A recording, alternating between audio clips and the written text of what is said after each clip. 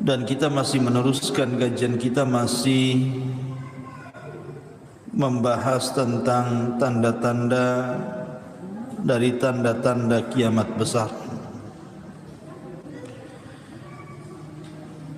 Dan kemarin kita menjelaskan tentang lanjutan dari kisah Ya'juj wa Ma'juj dan erat kaitannya dengan raja penguasa dunia Dzulqarnain yang dicantumkan kisahnya dalam suratul Kahfi. Ma'asyiral muslimin yang dimuliakan Allah Subhanahu wa taala, kemarin saya sudah menjelaskan perjalanan yang dilakukan oleh raja besar dunia Dzulqarnain sampai akhirnya setelah berjalan ke arah timur dan barat, kemudian perjalanan yang ketiga ke arah utara atau mungkin selatan. Quran tidak menjelaskannya, tapi yang jelas bahwa Quran hanya menyebutkan Dzulqarnain itu berjalan ke tiga arah, ke arah barat, ke arah timur, dan ke arah yang di situ ada dua bukit yang kelak dijadikan benteng penghalang Ya'juj wa Ma'juj, dan kabilah yang meminta dibuatkan benteng. Kemarin kisahnya sampai di situ. Ma'asyiral muslimin yang dimuliakan Allah Subhanahu wa taala, siapa Ya'juj dan Ma'juj itu? Kita tahu bahawa Ya'juj dan Ma'juj fitnahnya tentu berbeda dengan fitnah Dajjal. Kalau Dajjal itu betul-betul diciptakan oleh Allah Subhanahu wa taala untuk memfitnah agama manusia. Tetapi Ya'juj dan Ma'juj tidak ada kaitan dengan itu. Ya'juj dan Ma'juj itu murni hanya makhluk perusak. Tidak ada kaitan dengan masalah fitnah agama. Ada yang mengatakan bahawa Ya'juj dan Ma'juj itu adalah al-ikhwatu lil-ab, saudara kita dari jalur ayah. Maksudnya Adam alaihi salatu wassalam. Jadi ketika Adam alaihi salatu wassalam bermimpi basah, kemudian spermanya menumpah bumi, maka sperma yang menimpa bumi itulah yang kemudian menjadi Ya'juj wa Ma'juj. Sehingga ada yang mengatakan bahwa Ya'juj dan Ma'juj itu saudara kita seayah, karena bukan dari rahimnya Hawa, tetapi dari tanah. Cuman spermanya sperma Adam tumpah ke tanah jadi Ya'juj Ma'juj gitu. Tapi jelas pendapat ini sangat bertentangan sekali, karena kalau seperti itu berarti Ya'juj dan Ma'juj itu punya keistimewaan. Sebagaimana Isa tercipta tanpa ayah, kemudian Hawa tercipta tanpa ibu, maka Ya'juj Ma'juj nanti sekedudukan dengan Hawa. Mustahil kalau pendapat ini dibenarkan. Maka pendapat yang kuat wallahu alam bahwa Ya'juj wa Ma'juj adalah keturunan Yafis ibn Nuh alaihi salatu wassalam. Kita tahu bahwa Nuh alaihi salatu wassalam itu kan memiliki 4 putra. Yang satu kafir, namanya Kan'an, yang kemudian mengikuti agama ibundanya, dan istrinya Nuh kafir. Tetapi yang 3 mukmin mengikuti agama Nuh. Syam yang merupakan bapa bagi bangsa Arab, terlahir dari Syam ini banyak kalangan para nabi dan rasul. Kemudian ada Ham. Dari Ham ini lahir orang-orang yang berkulit hitam. Kemudian yang ketiga ada Yafis. Dari Yafis ini lahir banyak kabilah, salah satunya adalah Ya'juj dan Ma'juj. Jadi Ya'juj dan Ma'juj itu keturunan Yafis putra Nuh alaihi salatu wassalam. Itu yang benar. Dia manusia sama dengan kita. Tetapi Allah Subhanahu wa taala berikan usia yang panjang.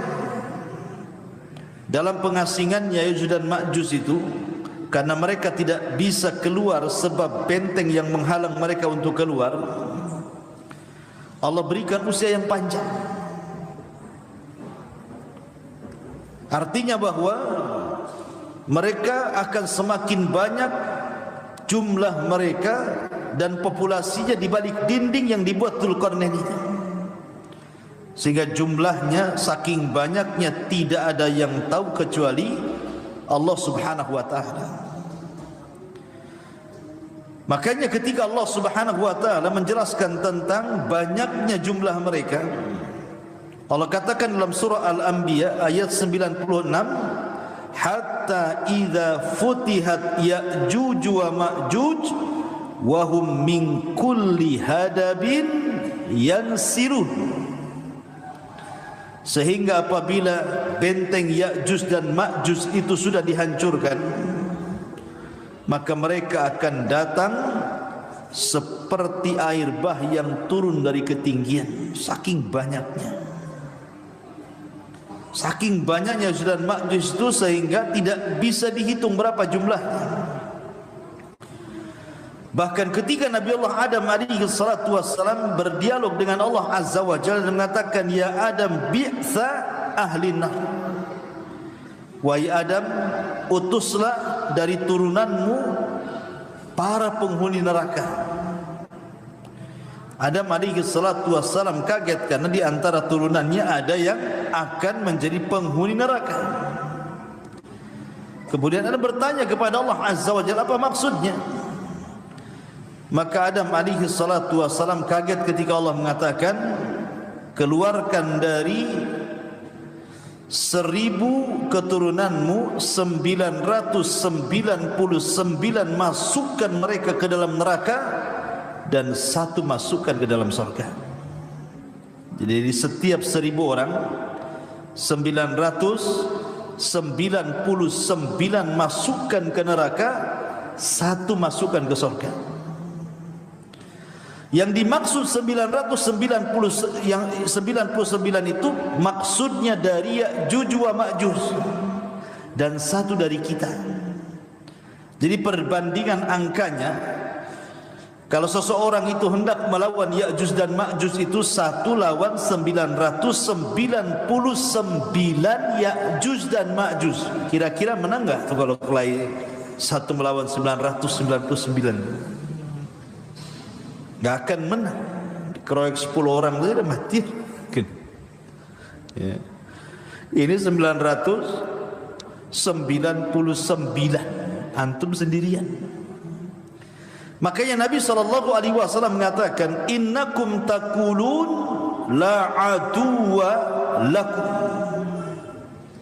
Ketika kaum muslimin berada di atas puncak karir mereka karena mereka sudah menguasai bangsa Arab, Mekah dan Madinah dan sekitarnya, maka para sahabat dikira sudah tidak ada perang lagi. Apalagi setelah tragedi Fathu Mekah, mana lagi yang mau diserang? Maka Nabi mengatakan, innakum taquluna la aduwa lakum. Kalian katakan tidak ada musuh lagi bagi kalian.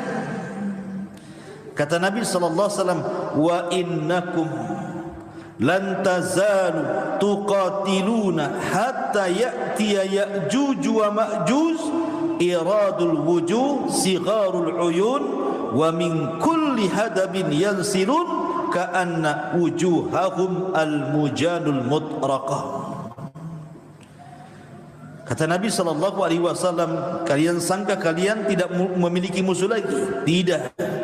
Bahkan kalian akan senantiasa berperang sampai datang kepada kalian Ya'juj dan Ma'juj.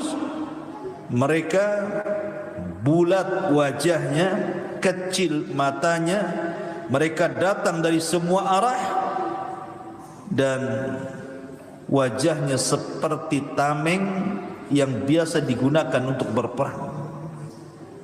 Mujanul mutrakhah. Artinya Nabi SAW mengatakan bahwa kita akan berperang melawan mereka Ya'juj dan Ma'juj di akhir zaman, dan tidak akan menang, karena Allah Subhanahu wa taala menghabarkan sendiri lewat lisan Nabi SAW kepada Isa bin Maryam untuk membawa sisa pasukan bersembunyi di Bukit Tur. Jadi Allah Subhanahu wa taala sendiri yang meminta kepada Isa untuk tidak melawan mereka. Makanya Nabi SAW mengatakan bahwa akan datang kepada kalian dua kabilah besar Ya'juj dan Ma'juj, dan kalian tidak akan sanggup memerangi mereka. Kalian tidak akan sanggup menghadapi perang melawan mereka. Maka Allah perintahkan Isa untuk membawa sebagian pasukan kaum muslimin bersembunyi di tempat persembunyian yang pertama, Bukit Tur. Di situ mereka bersembunyi. Ketika Ya'juj dan Ma'juj, tidak ada lagi yang melawan mereka, karena yang paling kuat kan pasukan Isa bin Maryam. Kalau pasukan sekuat itu tidak bisa melawan Ya'juj dan Ma'juj, siapa yang akan melawan Ya'juj dan Ma'juj? Sehingga kemudian Ya'juj dan Ma'juj dengan sangat senangnya masuk ke desa-desa, masuk ke daerah-daerah, masuk ke negara-negara, hanya untuk membantai di luar rasnya. Siapapun di luar rasnya dibantai. Bahkan dalam riwayat dimakan bangkainya, kanibal. Habis dibunuh dimakan pula bangkainya. Itulah Ya'juj wa Ma'juj itu. Makanya tidak ada satupun bumi sama dengan Dajjal. Dajjal kan tidak ada sejengkal bumi kecuali diinjak Dajjal. Maka Ya'juj Ma'juj juga sama. Bumi ini dipenuhi oleh mereka, dipenuhi oleh Ya'juj dan Ma'juj itu, sehingga fitnahnya menyebar seantero dunia. Ma'asyiral muslimin yang dimuliakan Allah Azza wa Jalla. Lah ketika kaum muslimin kemudian mereka bersembunyi di Bukit Tur, kemudian Ya'juj dan Ma'juj terus mereka memerangi, membunuh dan membantai manusia, mulailah kemudian tampak kesombongannya. Ya'juj dan Ma'juj sombong karena sudah mengalahkan siapapun yang di luar rasnya. Akhirnya kemudian ketika mereka sudah merasa bahwa sudah memerangi semua orang yang ada di bumi, maka mereka mengatakan qatalna man fil ardi sanaqtuluhu man fis sama. Kami sudah bunuh semua makhluk yang ada di atas bumi, giliran engkau makhluk yang ada di langit, ku bunuh kalian semua. Sombong dia. Dia bisa kononnya membunuh makhluk yang ada di langit, maksudnya para malaikat. Akhirnya kemudian mereka pun mulai mengarahkan tombak-tombak mereka, panah-panah mereka, kemudian diarahkan ke langit. Subhanallah, Allah Subhanahu wa taala menyedot panah-panah itu sampai tembus ke awan-awan, sampai tidak nampak lagi panahnya itu, saking jauhnya, saking tingginya. Kemudian Allah Subhanahu wa taala kembalikan panah itu ke bumi, dan Allah sudah lumuri di ujung-ujungnya dengan darah, seolah-olah Ya'juj dan Ma'juj berhasil membunuh makhluk yang ada di atas langit. Padahal itu adalah makarnya Allah. Wa yamkuruna wa yamkurullah wallahu khairul makirin. Maka makin sombong lagi. Makhluk bumi sudah kami bantai, makhluk langit sudah kami bantai, kira-kira makhluk mana lagi? Akhirnya kemudian Nabi Isa bin Maryam pun kemudian berdoa kepada Allah Subhanahu wa taala. Kemudian setelah berdoa kepada Allah Subhanahu wa taala agar Allah memberikan pertolongan kepada mereka. Coba anak-anak ada yang tertibkan. Jadi akhirnya kemudian Allah Subhanahu wa taala mengabulkan doa Isa bin Maryam. Doanya Isa bin Maryam agar Allah Subhanahu wa taala menghancurkan sehancur-hancurnya Ya'juj wa Ma'juj ini. Maka Isa terus berdoa sampai akhirnya betul-betul Allah Subhanahu wa taala azab Ya'juj wa Ma'juj ini dengan hanya mengutus hewan yang paling kecil, namanya nagof. Nagof itu semacam ulat. Nah, ulat itu disebut nagof dalam bahasa Arab. Itu yang menghancurkan Ya'juj dan Ma'juj. Dan ingat tentara Allah Subhanahu wa taala, kalau kita melihat sejarah-sejarah, rata-rata binatang kecil yang diutuskan. Ketika pasukan Abrahatul Asram atau dikenal dengan Ashabul Fil hendak menyerang Ka'bah, siapa tentara Allah yang Allah utus? Ababil, burung-burung laut. Kemudian juga ketika Allah Subhanahu wa taala mengazab kaum Sabah karena kufurnya mereka kepada Allah Subhanahu wa taala, maka Allah Subhanahu wa taala mengutus siapa? Mengutus tikus-tikus sebesar kucing. Ada enggak tikus sebesar kucing? Mungkin tikus got tuh. Kan besar-besar tuh di Jakarta. Tikus istana pula. Bukan, tikus-tikus got itu kan besar-besar. Nampak kucing saja, kucing yang lari kalah besar. Ya. Jadi ada tikus-tikus sebesar kucing itu yang diutus oleh Allah Azza wa Jalla untuk menggerogoti Sad Ma'rib, bendungan yang ada di Ma'rib. Oh, kalau sekarang bendungannya udah canggih lah, pakai tembok. Tikusnya pun giginya rompang lah kalau zaman dulu kan pakai kayu. Jadi digerogoti habis. Jadi memang betul-betul diutus oleh Allah Azza wa Jalla tikus-tikus besar sehingga menggerogoti bendungan. Ketika kemudian tikus-tikus berhasil menggerogoti kayu-kayunya, jebollah bendungan itu, kemudian menghancurkan negeri Sabah. Kalau Allah mau mengutus tu nggak usah ngutus buaya, apalagi buaya darat. Jadi bukan kecil, burung laut, kemudian tikus. Di sini ulat pula. Ya. Yang diutus oleh Allah Subhanahu wa taala ulat-ulat kecil. Setiap satu Ya'juj dan Ma'juj satu ulat. Allah Subhanahu wa taala sebar ulat di mana-mana di malam hari ketika Ya'juj wa Ma'juj sedang terlelap tidur. Tiba-tiba kemudian ulat itu bergerak, kemudian berjalan ke tengkuknya, kemudian menggigit tengkuknya dan berhasil masuk ke dalam tengkuknya dan menggerogoti otaknya. Subhanallah. Ini ulat apa ini? Tentu ulat di sini adalah tentara-tentara Allah Azza wa Jalla. Ketika pimpinannya Ya'juj dan Ma'juj mati karena kemasukan ulat di tengkuknya dan merusak otaknya, satu mati, semua mati. Subhanallah. Jadi kematiannya ada Ya'juj dan Ma'juj itu. Bukan sekarang ini yang satu mati, besok mati lagi, lusanya mati, minggu depan mati, enggak. Ini serentak matinya. Jadi kalau antum ini di Batam ini ada satu gardu listrik, satu kota Batam itu satu gardu gitu ya. Tiba-tiba kita matikan gardunya, maka satu kota Batam digelap.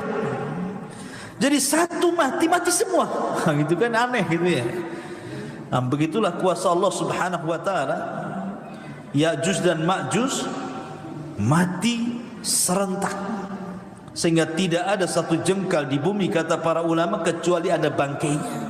Saking banyaknya, tidak ada satupun jengkal di bumi kecuali ada bangkai Ya'juj dan juga Ma'juj.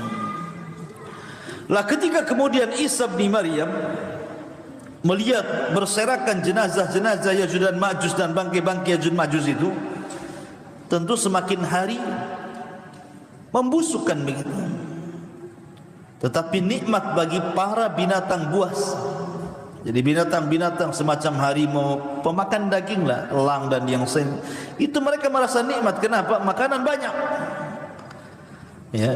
Jadi jasad-jasad Yajuj dan Majuj itu karena tidak ada yang dikubur, sehingga menguntungkan binatang-binatang buas, sampai mereka dimakmurkan dengan memakan jasad-jasad Yajuj dan Majuj. Maka Isa pun berdoa kepada untuk dibersihkan jasad-jasad itu. Setelah berdoa, tiba-tiba Allah Subhanahu wa taala kirimkan burung-burung besar sebesar unta. Kemudian setiap satu burung membawa satu jasad, kemudian dilempar entah berantah, ada yang mengatakan di lautan, wallahu alam, sampai akhirnya bumi tidak ada satupun jiwa dan bangkai Yajuj dan Majuj, bersih-bersih. Tetapi tentu sisa-sisanya masih ada, mungkin darahnya, mungkin nanahnya gitu, kalau sudah membusuk gitu ya. Maka Allah Subhanahu wa taala kirimkan hujan yang sangat deras. Kemudian hujan itulah membawa berkah, membersihkan sisa-sisa Yajuj wa Majuj, dibersihkan dengan hujan itu. Maka setelah terjadi hujan itu, Allah betul-betul suburkan tanahnya. Allah betul-betul murnikan tanahnya, kembali lagi buah-buahannya tumbuh besar-besar, ternaknya gemuk-gemuk, makanan di mana-mana. Setelah peristiwa Yajuj dan Majuj, karena Isa bin Maryam masih hidup beberapa tahun kemudian, dan Nabi SAW bersabda, tuba liman asya ba'dal masih, beruntung orang-orang yang hidup di masa al-Masih Isa bin Maryam. Sampai-sampai suburnya tanaman itu, kalau seandainya seorang itu memakan buah delima, maka 10 orang masuk ke cangkangnya. Antum pernah buah delima? Buah delima itu satu kepal gini saja. Tapi nanti di masa Isa bin Maryam, setelah kehancuran Yajuj dan Majuj itu, delimanya besar. Jadi cangkangnya saja 10 orang bisa masuk ke dalamnya itu. Berarti kan besar isinya, itu satu kampung itu baru habis. Itu delima, gimana durian? Antum bisa masuk ke cangkangnya Bang Karim, makan di cangkangnya, kenyang-kenyang durian itu. Bisa tidur sama durian tuh kalau segede gitu ya. Cangkangnya 10 orang bisa masuk. Artinya bahwa memang saat itu diberkahi, betul-betul diberkahi. Makanya Rasul mengatakan tuba liman asya ba'dal masih, beruntung orang-orang yang hidup di masa Isa bin Maryam. Mereka menyaksikan bagaimana suburnya alam semesta ini, seolah dikembalikan kepada awal penciptaan. Buahnya besar-besar, binatangnya gemuk-gemuk gitu ya. Memang betul-betul Allah Subhanahu wa taala suburkan. Lah ketika Yajuj dan Majuj ini selesai fitnahnya dan jasadnya sudah dibuang entah berantah oleh burung-burung unta dan bumi sudah dibersihkan, maka Isa bin Maryam betul-betul menegakkan keadilan. Maka memaksa orang-orang yang di luar daripada Islam hanya dengan 2 pilihan, masuk kau ke dalam Islam atau kubunuh. Tidak ada jizyah lagi. Nanti di akhirat itu tidak ada jizyah. Maksudnya tidak ada upeti. Kalau di zaman Nabi SAW kan, di zaman sekarang kan bayar upeti. Kamu mau masuk Islam? Tidak, gak apa-apa, tapi tolong bayar upeti. Kalau tidak juga bayar upeti, baru kita perang. Tapi nanti di akhir zaman tidak ada namanya jizyah upeti itu. Yang ada masuk Islam atau mati. Kan enak. Masuk Islam atau mati. Makanya banyak ahlu kitab itu yang tidak punya pilihan. Kalau mereka tidak mau masuk Islam, dibunuh. Tapi kalau mereka masuk Islam, mereka selamat. Makanya sebagian besar ahli kitab nanti di akhir zaman, mereka akan mengikuti syariat Muhammad sallallahu alaihi wasallam atas jasa Isa bin Maryam sebagaimana terisyarat dalam Al-Qur'anul Karim, wa im min ahlil kitab illa la yu'minanna bihi qabla mautihi. Dan nanti sebagian besar ahli kitab itu akan beriman kepada syariat Nabi SAW sebelum kematian Isa bin Maryam, sehingga mereka akan masuk Islam dari mana-mana, ahli kitab itu, karena Isa mengikuti agama Nabi. Secara otomatis orang-orang Nasrani atau Yahudi mau tidak mau mereka harus mengikuti ajaran Nabi, karena Isa aja surat di belakang Imam Mahdi untuk menunjukkan bahwa setiap kaum itu ada amirnya. Ma'asyiral muslimin yang dimuliakan Allah Subhanahu wa taala, ada sebuah hadis yang tercantum dalam Sahih Bukhari dari Zainab bintu Jahsin. Nabi SAW bersabda, wailun lil arabi min syarri qad iqtarab. Kata Rasul, celaka bagi bangsa Arab, keburukan telah mendekati mereka. Ini di zaman Nabi. Rasul mengatakan celaka bagi bangsa Arab, keburukan yang besar sedang menerpanya. Kemudian Nabi mengatakan, fataha min radmi ya'juj wa ma'juj mithla hadhi wa halaqa bi isba'aihi al-ibham wallati taliha. Qalat Zainab, faqaltu ya Rasulullah. Kemudian faqultu ya Rasul, anuhlika wa fina salihun? Qala na'am idza kathura al-khabath. Jadi kata Zainab bintu Jahsin, dia mengatakan suatu ketika Nabi SAW pernah masuk sehingga mengejutkan para sahabat. Kemudian mengatakan la ilaha illallah, celaka bagi bangsa Arab, keburukan telah dekat menimpa mereka. Kemudian kata Nabi SAW, sungguh telah terbuka sedikit dari benteng Ya'juj wa Ma'juj. Kemudian Nabi melingkari jempolnya, kemudian menggabungkan dengan telunjuk dan membuat lingkaran seperti ini. Kata Nabi SAW, bentengnya Ya'juj dan Ma'juj di zaman Rasul sudah berhasil dilubangi seperti ini, sebesar ini. Jadi mereka bisa ngeker tuh dari luar, dari dalam keluar itu. Itu di masa Nabi itu. Bagaimana di masa sekarang kan gitu ya?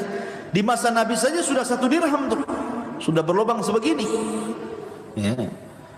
Otomatis maka semakin mendekati kiamat lubang itu semakin besar. Biar mereka keluar dan membenarkan sabda Nabi SAW. Maka kata Zainab, la ilaha illallah, celaka bagi bangsa Arab, sungguh keburukan telah dekat.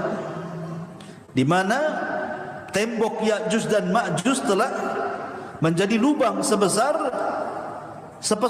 begini, kata Nabi SAW. Kemudian kata Zainab, ya Rasulullah, apakah kita akan dihancurkan sementara banyak di antara kita orang-orang soleh? Maka Rasul mengatakan, ya, kalau keburukannya lebih banyak dibandingkan orang solehnya. Kalau orang solehnya diam, tidak kemudian al-amru bil ma'ruf wan nahyu 'anil munkar, maka justru itu pula yang mengundang azab Allah Subhanahu wa taala. Karena azab itu kalau ditimpakan bukan hanya terkena orang dolim saja, tetapi orang baik pun terkena imbasnya. Ma'asyiral muslimin yang dimuliakan Allah Subhanahu wa taala, itulah cuplikan dari kisah Ya'juj dan juga Ma'juj. Dan ini sering saya ulang-ulang biar paham. Nah, setelah kemudian Isa bin Maryam, kan Isa bin Maryam ini ada yang mengatakan berkuasa 40 tahun, tapi ada yang mengatakan 7 sampai 8 tahun. Kemudian meninggal, dan sebelumnya Imam Mahdi meninggal. Maka ketika dua manusia ini meninggal, Imam Mahdi meninggal, kemudian disusul Isa bin Maryam meninggal, sementara tugas Isa itu sangat berat sekali. Akhirnya kemudian orang pun membawa diri masing-masing. Ada yang tetap mempertahankan keimanannya, ada yang sedikit demi sedikit kufur. Sedikit demi sedikit kufur dia. Lah yang kufur ini diingatkan oleh Allah Azza wa Jalla. Diingatkan dengan apa? Dengan adanya dukhan, dengan adanya asap yang pekat yang berasal dari langit, yang Allah Subhanahu wa taala katakan fartaqib yauma ta'tis sama bidukhanin mubin. Sebenarnya dukhan ini hanya peringatan kepada orang-orang yang tadinya beriman kemudian kufur.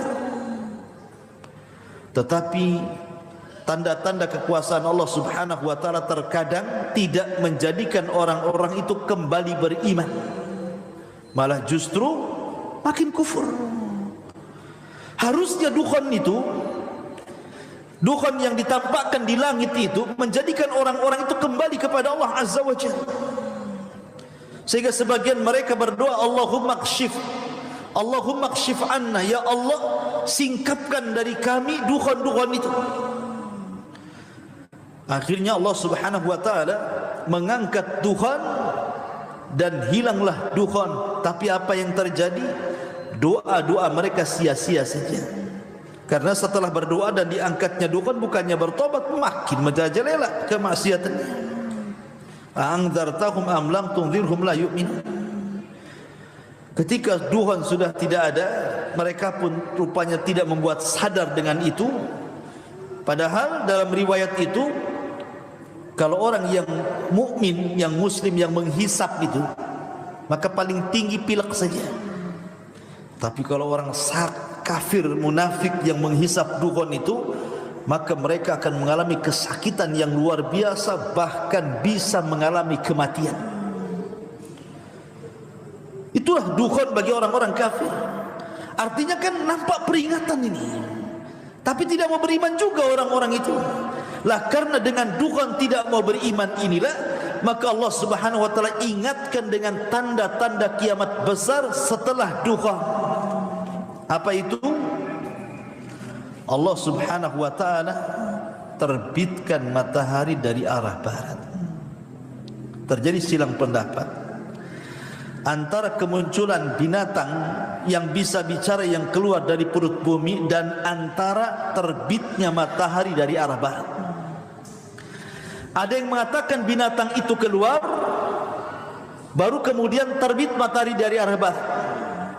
Ada yang mengatakan, kata para ulama akidah itu, matahari dulu terbit dari arah barat, 3 hari setelahnya atau 2 hari setelahnya baru kemudian muncul binatang yang melata yang keluar dari perut bumi itu. Wallahu alam, yang jelas jaraknya berdekatan, antara 2 sampai 3 hari saja.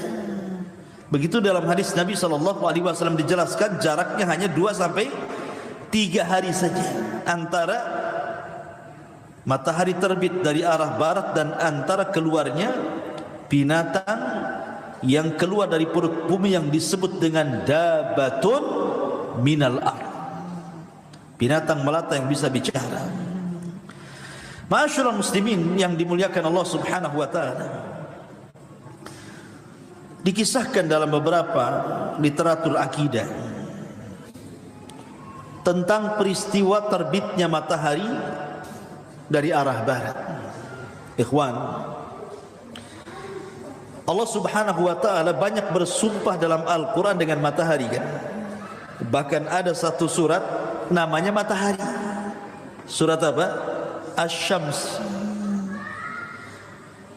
Allah mengatakan wasyamsi wa duhaha wal qamari idza talaha wan nahari idza jallaha wal laili idza yaghshaha.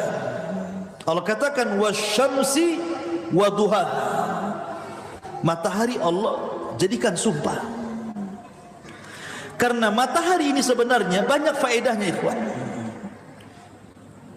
Kalau orang-orang yang beriman dan memiliki akal ketika melihat matahari, maka matahari itu sebenarnya mengingatkan kita akan kiamat.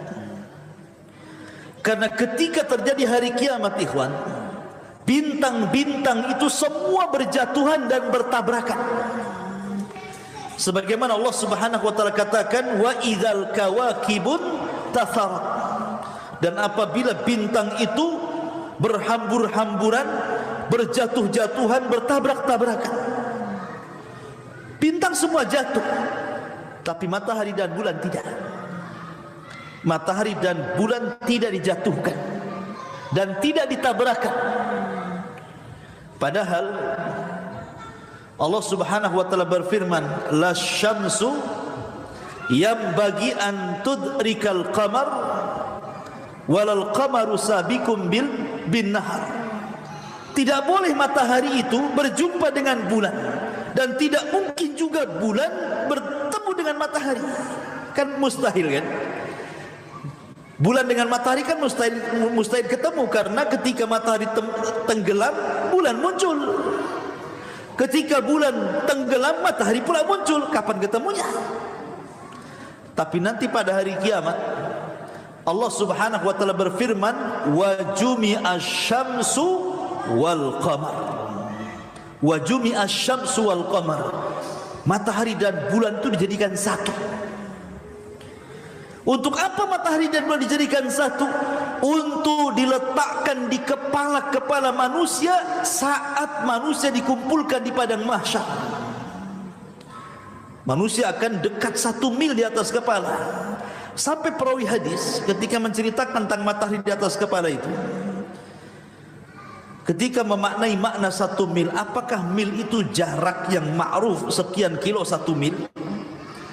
Ataukah yang dimaksud mil itu artinya alat untuk bercelak? Kan ada gagang celak itu disebut mil dalam bahasa Arab. Kalau seandainya mil itu adalah gagang celak, berarti enggak sampai 1 jengkal matahari di atas kepala itu. Karena kan gagang celak kecil segini saja. Emang seberapa gagang celak? Ya. Tapi kalau yang dimaksud mil itu adalah jarak dari sekian kilo 1 mil, mungkin agak jauh dari kepala, tapi itu pun terlampau dekat dengan kepala kita. Di dunia saja ikhwan, Allah itu sudah meletakkan matahari sesuai porosnya. Sebab bergeser saja matahari dari tempatnya, dekat dengan bumi, terbakar bumi. Ataupun seandainya matahari ini menjauh dari porosnya, beku bumi ini.